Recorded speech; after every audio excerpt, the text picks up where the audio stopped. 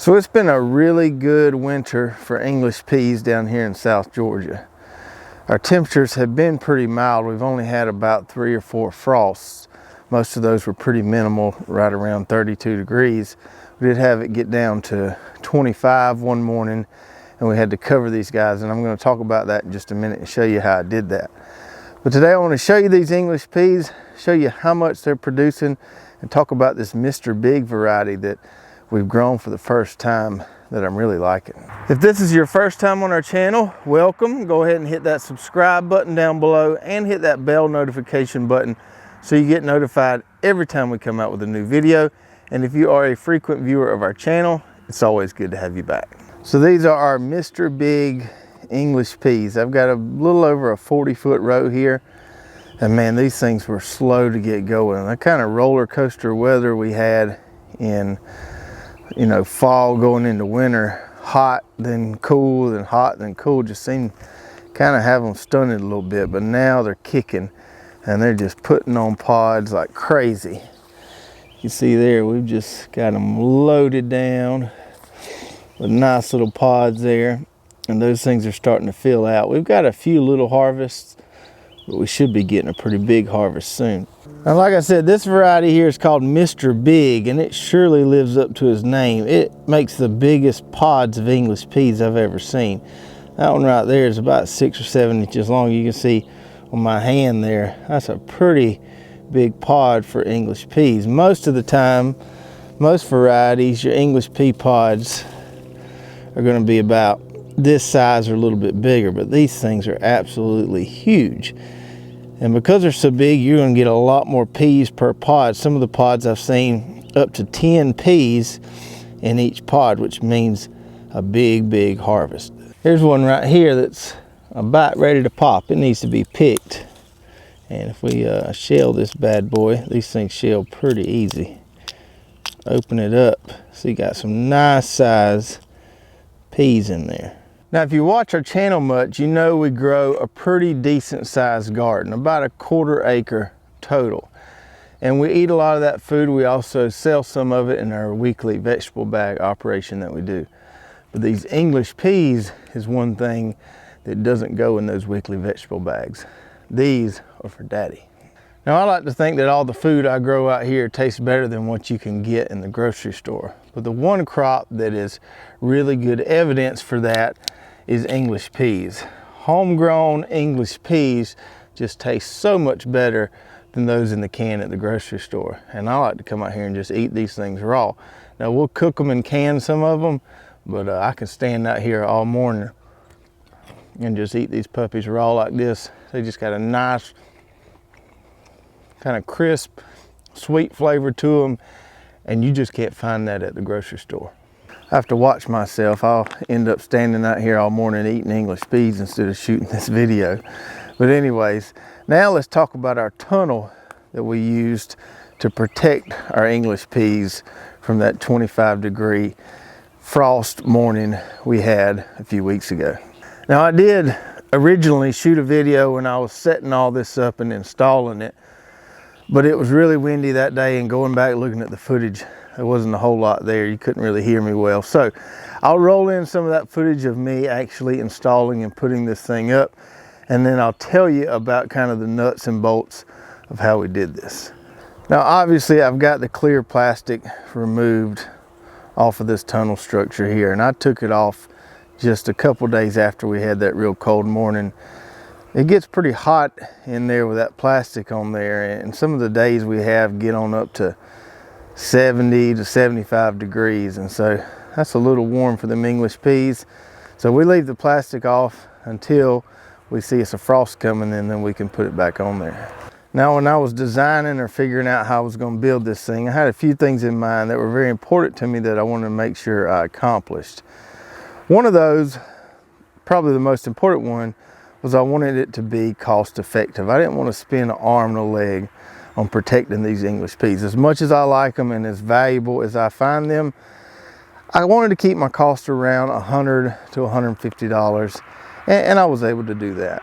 Now, the second thing is I wanted it to be easy and quick to assemble with as few cuts as possible.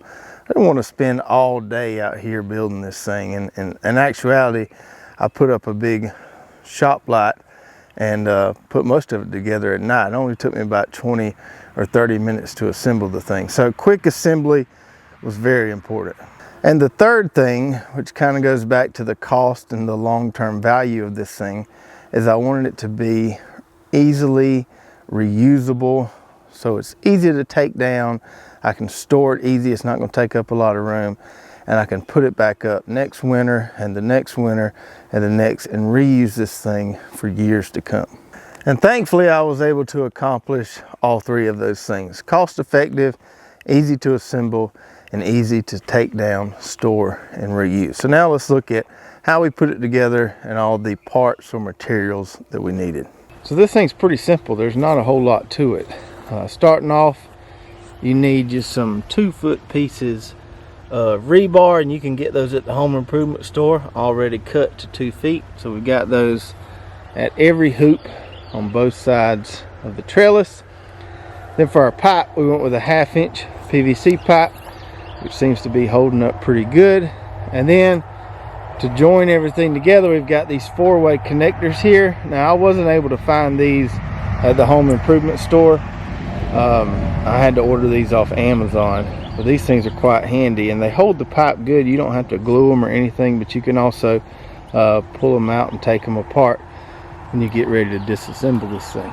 And this last piece here, which is not completely necessary unless you have, like I have here, T-posts that are going to stick above the hoop structure, and you don't want those T-posts to rip your plastic. So I had some old foam insulation, and I just kind of capped off those T-posts and took a zip tie, put it up there so they're not ripping my plastic. So the only real figuring that was required here was I had to figure out how far apart to put these pieces of rebar here so that I could bend my pipe. I didn't want to bend it or break it. So it took a little figuring to figure out how much I could stress or bend that pipe and how far apart those rebar stakes need to be. Now the pipe here, we've got 10-foot pieces, and that's what's running long ways here. And then here, the actual hoop is another 10-foot piece, and we just cut that in half, and then we've got it joined here at the connector here. So we didn't have any wasted pipe with these 10-foot pieces here.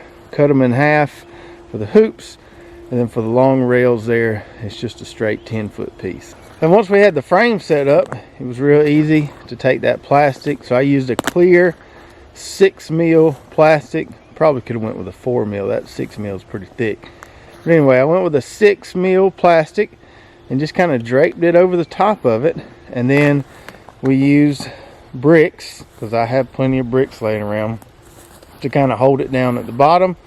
And no, it wasn't super tight like you'd see in a greenhouse, but it was tight enough and worked fine. And I was gone for about a week, and I came back, and everything was still in place. My English peas were still fine. They weren't frostbitten or anything, and so my tunnel did a pretty good job. Now I like this design, and it's worked really well for me so far. So next winter, if I need it, I can use this thing on some broccoli or cauliflower. If I've got some heads that are getting real close and we've got a frost coming that could ruin those heads, we could use this on basically any crop. Doesn't necessarily have to be a taller trellis crop like these English peas. So for years to come, I'll be getting my money's worth out of my little medium tunnel here. That $150 I spent to build this thing is going to be well worth it long term, as I'm able to protect some of those crops that are getting really close to maturity that I don't want to lose. We're in the beginning of February now, and it doesn't look like we have any more freezing temperatures for the next 2 weeks, but there's always a possibility, and we tend to get a last frost late February or early March. So I might have to put that plastic on there one more time. But I always knew if I could just keep these English peas growing throughout the winter, come early spring, man, we're going to get some bumper crops off this 40 to 50 foot row. I'll put a link below to our Mr. Big English pea seeds, so you can check those out and grow some of them yourself. I'll also put a link to our Horta Nova trellis netting that we used to trellis these guys, so you can check that out too. Let me know in the comments below what you think about my design here. If there's any way you think it could be improved upon, let me know for sure. And if you've ever built something similar to this yourself, let me know how you built it, how you did it, and what you thought about it, what you would do differently in the future. I'm always looking for suggestions to improve the way we do things here around the garden. If you enjoyed this video, give me a big like, give me a big thumbs up, and a big share, and we will see you guys next time.